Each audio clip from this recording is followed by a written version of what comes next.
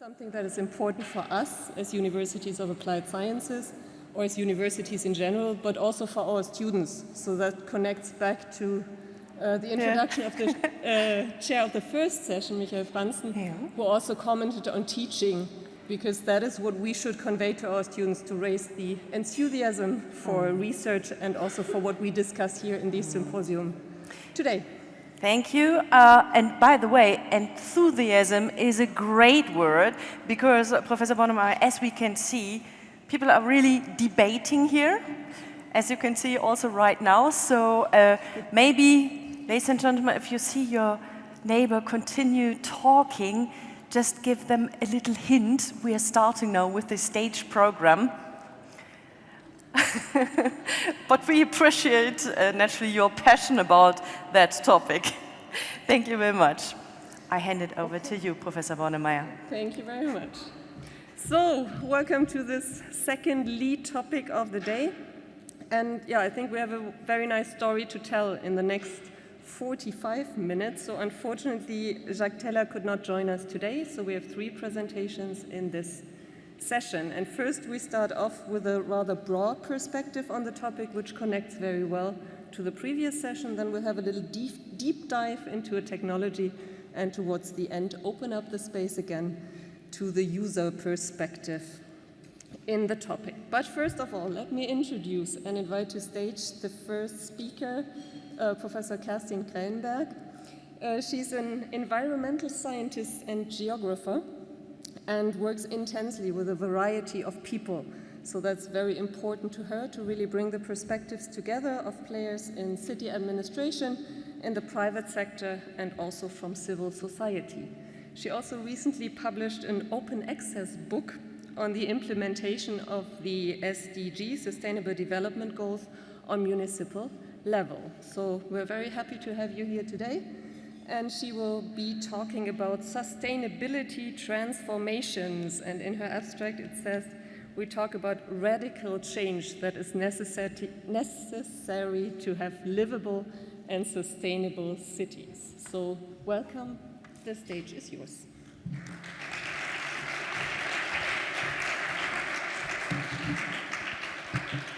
Yeah, thank you very much for this very nice introduction. I'm also glad to be here, so also welcome from my side. Yes, my topic is a bit broader. It talks about sustainability transformations and the challenges for and potential of cities. And I would like to start a bit about what I'm going to base my talk about. So we already heard, and you all know this, that we have the most of the people now living in urban areas worldwide. So since 2018, we had more than 55% of the world population living in cities, and this is, of course, still ongoing, going to rise. And I'm very interested in seeing these interlinkages of ongoing urbanization with the environment. So the impacts that our way of living, of moving around in cities, how this contributes to global environmental change. And you know that climate change is one of the main or decisive changes that we are facing. And when we look at what is the main contribution, I mean, there are many contributions, of course, cities have on the environment. But we all know that with an increase of urban areas, we have more and more sealed surfaces. This, of course, impacts, and we have an increase in CO2 emissions. What happens is that nature strikes back. So what we are facing are more and more extreme events and the impacts of extreme events in cities.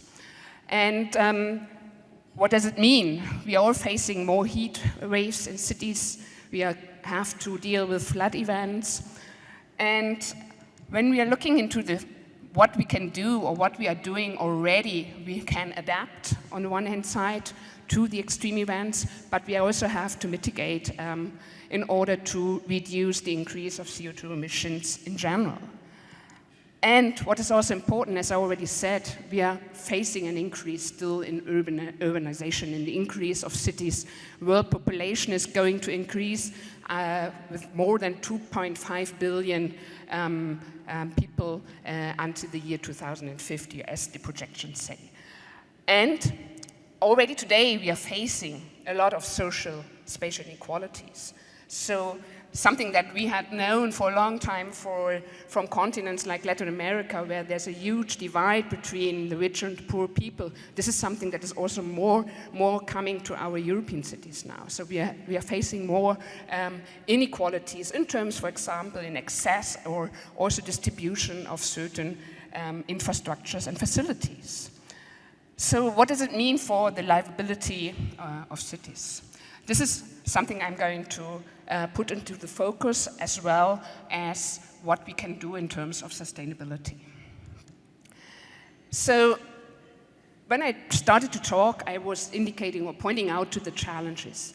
But of course, we have many potential in cities. And when you see this citation that already dates 10 years back now from the ex-General Secretary of the United Nations, who said our struggle to reach sustainability will be won or lost in cities. I agree with that. So we have an important role that cities are playing and can play. And this has been underpinned by also many other citations. When you look at the new urban agenda that was published together with the Agenda 2030 already now 7 years ago, it also says there's the potential to take advantage of the opportunities presented by urbanization and the achievement of transformative and sustainable development. And this is also taken up from a scientific point of view. Here only one citation that highlights that cities have been indicated as a key for sustainable development. And what I wanted to underpin here or highlight is that they also say there's the opportunity for effective and integrated solutions. So my point is here to highlight two elements or two aspects. The transformative development that is pointed out in terms also maybe can be translated in transformations, just using another term, and integrated solutions. So I'm going to focus on these two aspects. And when we look at the Agenda 2030 with the 17 development goals, exactly two or both of these aspects are also within the agenda and the 17 development goals. We have a specific focus because you all know maybe that SDG 11 is one of the SDGs that is mainly addressing the development of cities. So with this agenda and the SDGs, we have a framing. And the SDG implementation, and this is different from the former, more international political framing that we had, that these SDGs do not only have to be implemented nationally and regional, but also locally. So there is the need and also the challenge for cities in order to implement the SDGs. And with this, we have a framing for sustainable development, because it's often asked, how does this sustainable city look like? Well, of course, the SDGs also don't give a concrete answer, but they give a framing. They can give us some normative framing. And it also indicates, this is also the headline of the Agenda 2030, transforming our world. So the SDGs aim at more radical transformation. So what we heard already in the first session today were already great solutions, mobility solutions. But the question I would ask, is this enough? Because it's one sector, it's the mobility sector, it's a very important sector. But as also the SDGs indicate, they need to be thought together. So it's the interaction of these SDGs. Thinking SDG 11 on cities together with affordable energy, together with production and consumption, with climate protection. This is the idea of having a real cross-cutting idea of sustainable development. And this is what I argue, mobility, transportation is very, very important. And there are many possibilities in improving the mobility sector in cities. But this cannot be a standalone. It needs to be together, for example, with city inhabitants. And just briefly, when we look at what is the potential of cities to have a global impact, coming back to what I just told you at the beginning about the mitigation and adaptation needs. Here, land use planning and sustainable development of cities, urban development, can play an important role. So talking about the compact city. We also heard something about that from Professor Gehl at the beginning, talking about density and that maybe building just high-rise building is not the only solution, but thinking about denser structures, more compact structures. And I highlighted here again mobility, of course. It has the potential in terms of resource efficiency, optimization, as we heard this morning or this afternoon, sharing systems, but also putting more emphasis on pedestrian and bicycle mobility. On another term, of course, we can do a lot in the buildings. We can improve our buildings in terms of more resource-efficient materials, in terms of cooling and other aspects. Energy, of course, is another important sector. And here's great potential to support the technologies with digitalization. Thinking about all the smart city approaches, smart housing, smart metering, they are great things. But I also always, when I also talk to my students, I say, well, be careful, because we also have rebound effects. So we can also increase the energy demand when we are including too much technologies. Also, there might be a social spatial divide. So not everybody has, at the end, access to best internet connections. Not every people have access to the smartest solutions. Not everybody is able to use an app. And also questions about data privacy, about protection of data, management and analysis. So I just wanted to point out some things that I'm always curious about. But even more important, I highlighted the idea of integrated solution. So I see many things that can be thought together when thinking about mitigation on the one hand side and adaptation on the other side. You all know now that it's so much talking about greening our cities because it's very effective. Of course, it is very effective in terms of cooling, also in terms of flooding, because we can increase the natural system, not totally, of course, but we can avoid that all the water has a quick runoff because all the surfaces are sealed. We can increase the retention potential of the soils again. We can use green areas for cooling. But of course, this can also be a great solution in terms of mitigation.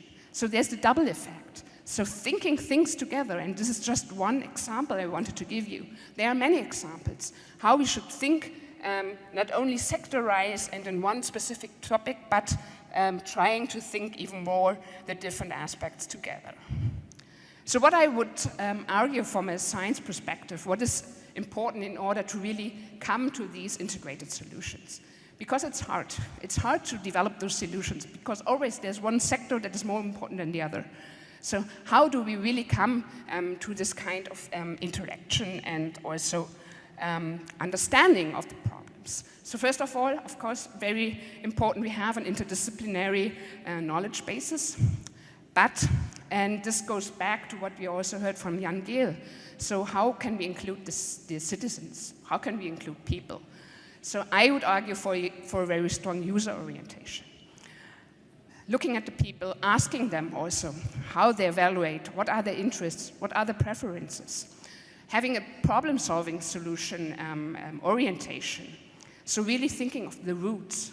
Where does the main challenges and problems come from? Taking that and not starting again and again something new, but going back to the roots and to think about how can we improve, for example, we just had it in the break now, the public transportation sector in a specific city. So this has to do with co-design and co-production, thinking together with other people, other sectors, not coming from an ivory tower of the scientific point of view. And I always argue that it has to do a lot about communication, exchanging knowledge, And it's more than transfer of knowledge, it's really talking to each other and including different aspects. And as we started at the beginning, asking about which science or disciplines are important in order to improve our cities. Of course, I'm from the geography department, but I'm also very much interested in transdisciplinary and transformative research. And what does it mean, just briefly? Transdisciplinary research means that we are really looking at the real world problems, that we are going away from our ivory tower of science and are going to talk much more with the urban actors, with the private sector, with the politicians, with the administration and with people. And transformative research goes even one step further. It's transdisciplinary research, but has the idea of really trying to change something, catalyze something, going into more developing jointly with different actors the solutions. And I still have 1.5 minutes, but you're already standing there. So, yeah, identifying and framing societal questions together with the society, for me, is important. Because why should we as scientists ask the questions? I can ask scientific questions, but do they solve the questions that are really lying on the ground, and how? So this is something I would just bring into the discussion, and finalizing then with the idea how to support then urban sustainability transformations. And here I refer to really radical changes that can bring us towards really more sustainability in cities and also in the world. I argue that we really need to understand the socio-ecological and also technical interactions. This is interdisciplinary research. We really have to put a focus on the real world challenges. This for me is more transdisciplinary and transformative research. And we need ambitious goals. And here we need the political will. Often when I have done my research, for example, on SDG implementation, it's often argued, well, there was the mayor who was in front. He was really pushing it. If we have people who are willing to set also radical changes, the 50 minutes city now pushed by the mayor of Paris, for example, circular city approaches, climate neutral cities, these are radical ideas. And coming to an end, I also argue for SDGs are hard. There might be for people also like, well, where do we need them for? It's again a new sustainability thinking, but they are a framing. And when you're talking also to people in cities, in the administration, they argue, yes, they're giving us some framing, and it's good that we have an angle, and we can use it for further action in cities. So with this, thank you very much for your attention, and looking forward to later discussion.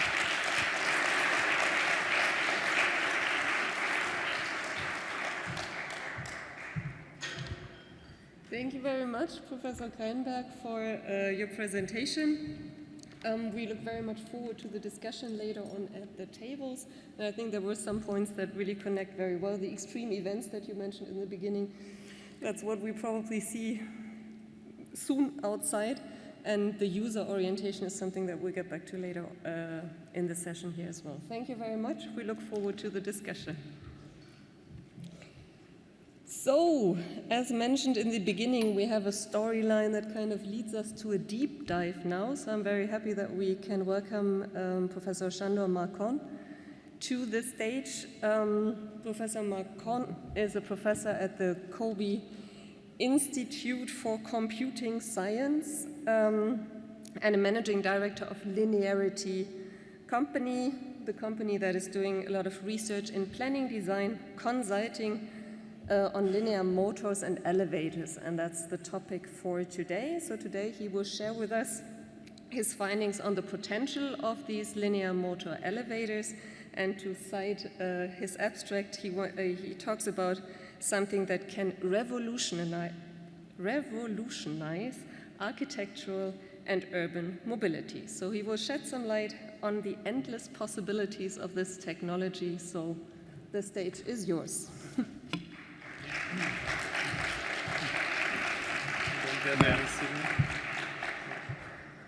Probably I will. Okay, so thank you very much for the introduction, and it is a great honor for me to present here, especially as partly representing my chosen home city, Kyoto. Actually, originally I am from Hungary, but I've been living in Japan for quite long, maybe too long, and today I would like to talk a little bit about not just what we are doing and why we are doing it, but how I hope that it will change many things, including how I can go around in Kyoto. So I'm going to talk about a little bit the background, life in Kyoto, then mobility, modalities, what is available and what are we trying to add to this. And my main topic is linear motors. I think together with my friends and associates, we are trying to use linear motor as a very important tool to change many things. Then I would like to introduce you what is the current situation and what we are hoping to achieve with this. So I think the important point I want to get across is that all of this started from university research. But now, okay, I have two hats, the professor and the entrepreneur. And so please try to understand that this is a transition. So about Kyoto. Kyoto is probably one of the most famous Japanese cities, the old capital, and it is actually it's a very modern city. If you look at this map, we have a valley surrounded by mountains, and the flat part, it is a modern city. It has roads and it has buildings and public transportation and everything. But if you are a tourist and you want to see something nice like the Golden Pavilion or the Kiyomizu Temple, then you will need to go to the mountains. And now the problem starts, how to go there. These are some examples of what is a road looks like it in Kyoto. If you are young and healthy, you can just run up on the stairs or ride your bike or e-scooter on the narrow streets. Well, actually not e-scooter, not yet. But it is not for everybody. So another important part of my presentation is universal access. I hope that probably most of you already know what is that, but I will try to explain it a bit more. So this is the situation. We have many cultural heritages that are not easily accessible. You cannot go there by train or bus. You might be able to go there by taxi part way, but not all the way. So what are the possibilities? Okay, so we are talking about the last 1 mile. And actually, last 1 mile is a pub in Kyoto. Maybe you didn't know that. It is a very nice little place near to the Nijo Castle, the Shogun's castle. And whenever I go to work at my company, I see it, and it reminds me again that what is it that we want to solve, the last 1 mile problem. Okay, so what are the possible solutions for going from, let's say, a public transport station to your end destination? you might be able to take a taxi, maybe even a bus, or you can choose walking or bicycle. These are the traditional solutions. And there are many new proposals, including e-scooters, for instance. So what we want to mobility solution to satisfy, we need safety, security. We don't want accidents or injuries. And we want it to be energy efficient, sustainable. And we want universal access. I mean, it shouldn't be just for people with good physical mobility. We want it to be accessible by, let's say, wheelchair users or pregnant women or people with small kids or big bags, whatever. It shouldn't be exclusive, it should be inclusive. And we want to get an economical solution with low cost. Okay, so what is this matrix?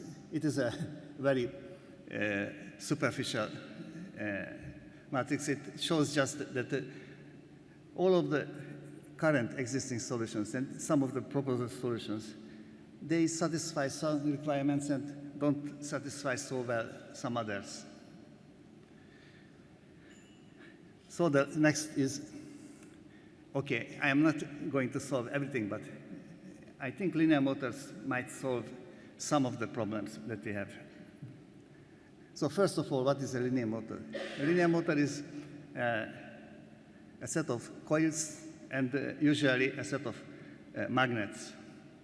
You run some current in the coils, and they start pulling the magnets along.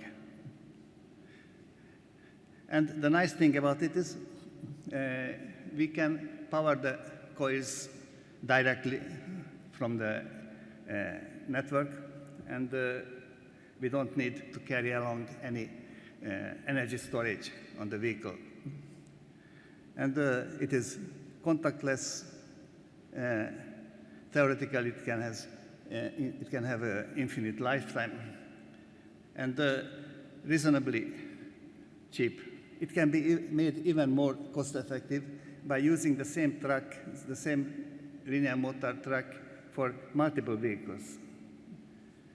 It is relatively easy. And just one more nice point. The track doesn't need to be straight. We can move things not just on a straight line, but in a curved line. So if we look at it, does it satisfy all the requirements? Well, I think it satisfies most. It is safe, efficient. You can have universal access, and the cost can be made relatively affordable by using a lot of research results that we have accumulated. Okay, so we want linear motors to solve some mobility problems. Is it available or not? This is the current situation. We are building on top of a lot of scientific and engineering research collaboration. First of all, I should mention what we are doing with Professor Thomas Einstein, who is sitting here in the audience, and with many other people from Japanese and Turkish universities. And we succeeded in developing a very efficient and cost-effective linear motor. We already have horizontal versions, vertical versions. We started working on curved versions also. And soon we will be finishing the prototype of a passenger elevator in Japan. So what I would like to emphasize is that we are right now at the transition from pure research through applied research into actual industrial application, commercial applications. So this is not yet reality, but it is a finished plan. We are building a new factory for the partner company of my company for desert design in Turkey, in Antalya. This solution will have, this factory will have linear motor mobility solution embedded into the factory design. You can go around in a linear motor capsule and observe the factory and the surroundings and go up to the tower. Also, we are proposing another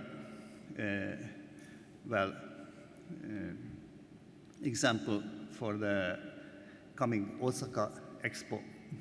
It is planned for 2025, and we would like people to come and ride this new mobility system and experience what it will be look like to live in the future city.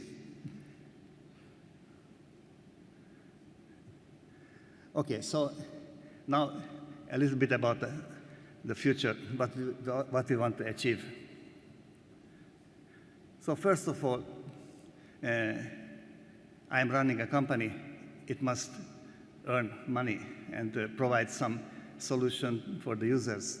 So one of the most important things that we are focused on now is using linear motors to create what we call multi-car elevators, multiple elevators in the same shaft.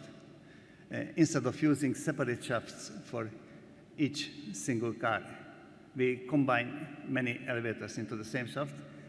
We free up many of the shafts that are needed for all the elevators. And that will be available for the building owner.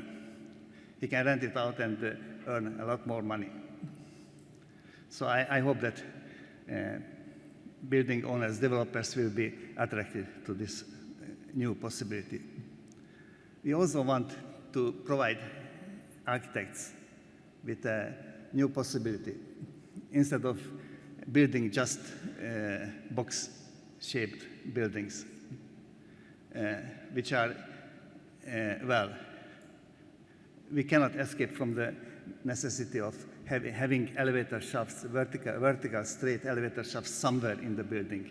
We can try to disguise it by making the external shape a bit different, but if you look closely, all these strange shaped buildings, they have a straight line somewhere. But if you don't need a straight vertical core, elevator core, then you can have any shape, as like a oval-shaped or arch-shaped or spiral-shaped building, whatever. I'm not an architect, but I hope that architects here in the room will just open their eyes and start thinking about what will become possible by this new mobility. And I would like to add a little bit about the possibilities for urban mobility. And now, finally, I'm getting back to the original topic. So if we can have an elevator that travels not just inside the building, but outside, connects it to the external world, to a subway station, for instance, then we have lots of new possibilities for urban design, for city planning. And to get back to my starting point, here is the road up to Kiyomizu Temple, which is one of the most popular ones in Japan. Currently, you have to climb up these stairs. And maybe some people would prefer not to use the stairs. And some people cannot use the stairs, let's say with wheelchairs. So if we add this linear motor mobility device besides the existing structure, hopefully it will not destroy the landscape.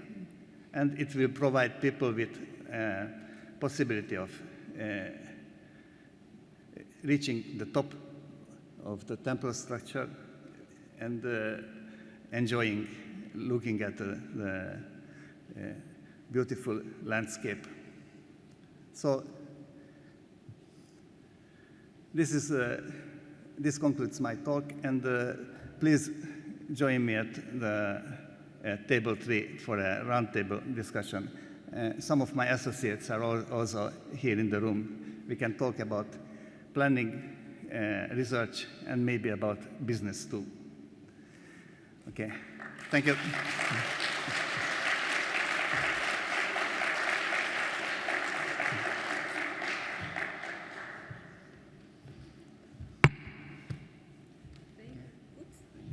Thank you very much, Professor Markon, for this wonderful presentation. And I already heard that you started the discussion how this could be implemented in Cologne. So we're very much looking forward to that, and we'll follow up with the discussion later on at the table. Thank you so much.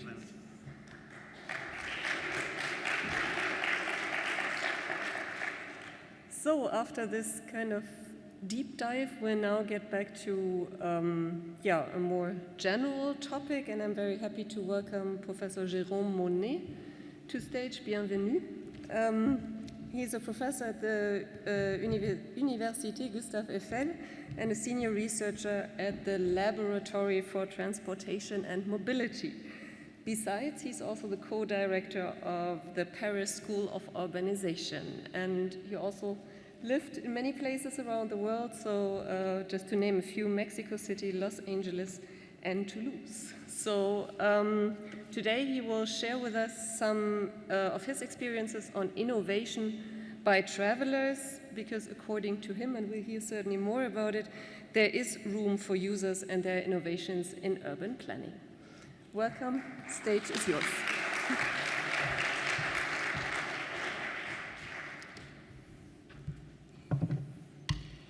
Good afternoon. Thank you for the invitation here, for the organization. So let's speak about users. It's a challenge to speak about users in urban planning and transportation policies, and we will explore this challenge. I focus on what I know better, that the French context, and in this context, the policies respond to transport and mobility needs with planning, construction, management of infrastructures, such as railways and roads. And this supply approach is supposed to meet needs by channeling demand.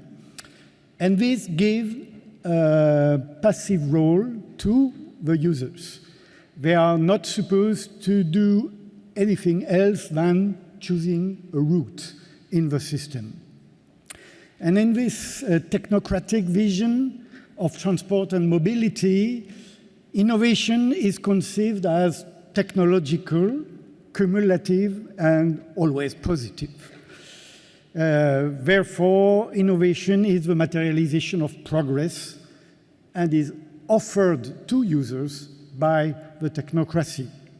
And if users do not adapt to the progress, it is interpreted as conservatism, archaism, insubordination. And there's an endless list of disqualification of these insubordinations. But my point here is that users also innovate. They assume initiative not anticipated by transport infrastructure planning or management. They design spaces suited to fit their needs. It's very well studied in the urban planning and architectural schools, an example as the shortcut or desire path. These are what I would call social innovations. They are not planned by unidentified actors like the technological innovations. They emerge from collective practices, and they are self-managed or maintained by users. So let's see some innovations by travelers that I observed in Greater Paris and their impact on mobility infrastructures and the technocratic management of it. These innovations are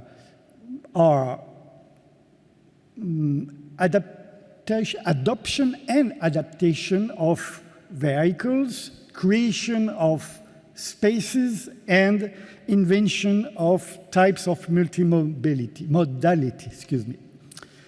So remember that the users invented the free parking space on sidewalks more than half a century away. And in reaction to this massive use of sidewalks, policies were organized, such as in Paris, the creation of a huge set of bollards in order to reinforce the difference between the space for vehicles and the space for pedestrians. But this is true only within the municipality of Paris. That means 15% of the urban areas. On the rest of the metropolitan areas, it is all legally tolerated or informally tolerated to continue parking cars on the sidewalks.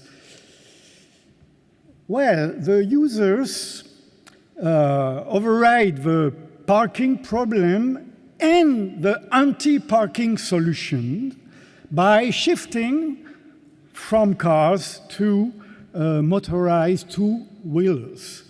And so they recreated a free parking space on the sidewalk within the municipality of Paris. And now, beyond this creation of free parking space, we have a reinvention of street furniture. As you may see in the picture, the iron around the tree, the trash bin, whatever element of the street furniture is used for free parking. There's some hybrid social innovation like this. That means that the so-called independent workers for delivery platforms use the public service bike station as the dispatch center. And there's also the creation of new mobility solutions. The main one is the scooter, but there's also the skates and a lot more. It's interesting to look closely at the social reinvention of the scooter. Because first it was a toy for children, and the children themselves converted it into a mobility tool for school trips. And starting from that, we find a shift from the children to the adults. The adults invented the scooter as a mobility solution. And then we can observe continuous inventions, like the use of the scooters for a parent to bring a kid to school. And then we see also lovers or friends, a pair of people using one-person scooters. And this shift from single-person transport to collective transport is also managed by platforms with self-service scooters. And in that case, we see also the reinvention of the anti-parking barrier as a parking utility. Creation of new mobility solutions. Here we have a reinvention of multi-modality, and this is a very strong innovation by the users, that is, bringing a mode of transport into another one. And this was never planned by any public transportation expert. So now the question is, for the moment, we, the users, creating this multimodality, we are just about in a train that carries around 2,000 people.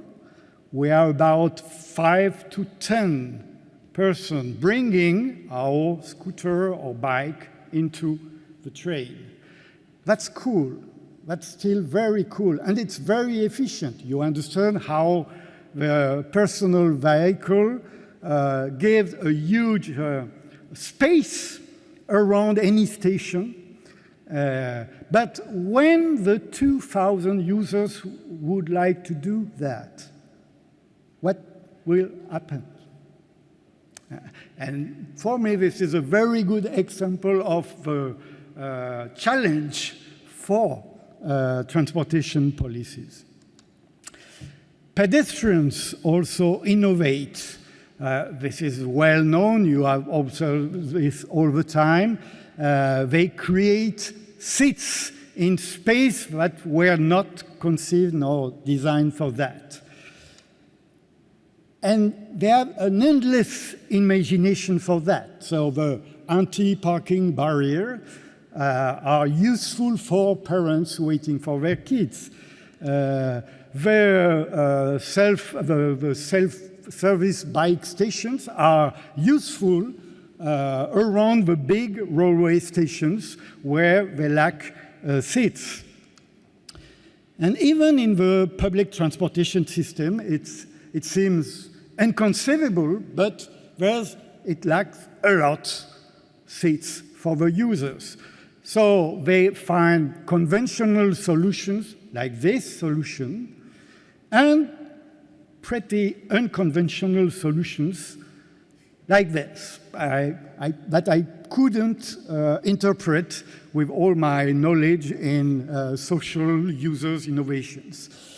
So my conclusion is about the challenge of taking into account the users, as we were invited to do, and their innovations. The global context is that we had testified in the 20 past years what is called the democratic participatory turn in urban planning and design. And it's particularly clear at the moment of designing new public spaces now. There's a political and social injunction to do participatory research, co-design, co-construction. But when we speak about design of public spaces, it's usually intended for leisure activities or leisure spaces, touristified zones, etc. And now we have two deadlocks in this evolution to a participatory turn in transportation policies. One is this emphasis on recreational uses that let aside the importance of travel strategies and tactics by the user, functional utilitarian users.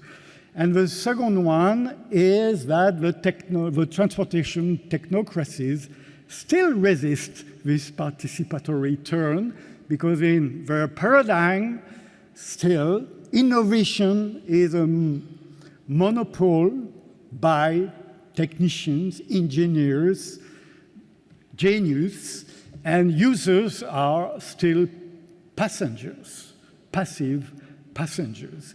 So I would like to enter this discussion with you to see what we can imagine and discuss in order to challenge to these two deadlocks. So I will meet you with pleasure in table 4, if I'm not wrong.